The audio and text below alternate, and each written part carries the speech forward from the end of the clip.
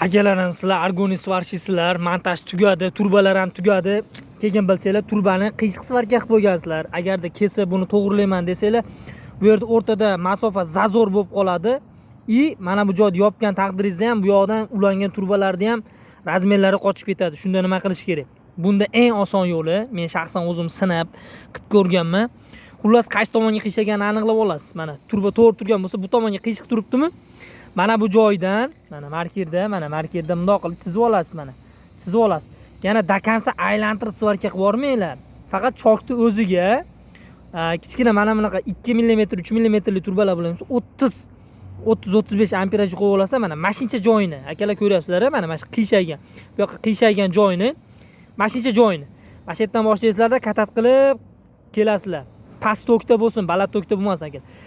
Katat qilib kelasizlarda mana shu yerda to'xtaysizlar qiyshaygan joy. Mana bunaqa lattani olib kelib suvga pishib tayyor qilib qo'yasizlar. Tekkizib turasizlar. Sovigandan keyin yana olasizlarda, yana katat qilasizlarda, yana bosasizlar. Faqat mana shu joyda o'ziga.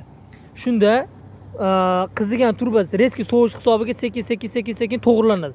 Yo 3 yo 4 marta shu svarka qilganinglarda mana shu yerda olib kelganlar. Bez prisadga faqat o'zini svarka qilasizlar. O'zi keladi. Sovutib qarab turasizlar. Xudo xolasa, ana shunday hech qanaqa chok tushmasdan, boshqa qilmasdan turbani to'g'rilash imkoni bor. Life hackdan foydalaninglar akalar. Foydali bo'lgan bo'lsa sinab ko'ringlar. Kommentariyada o'zingizlar fikringizni qoldiringlar, like bosishdan chiqmasin.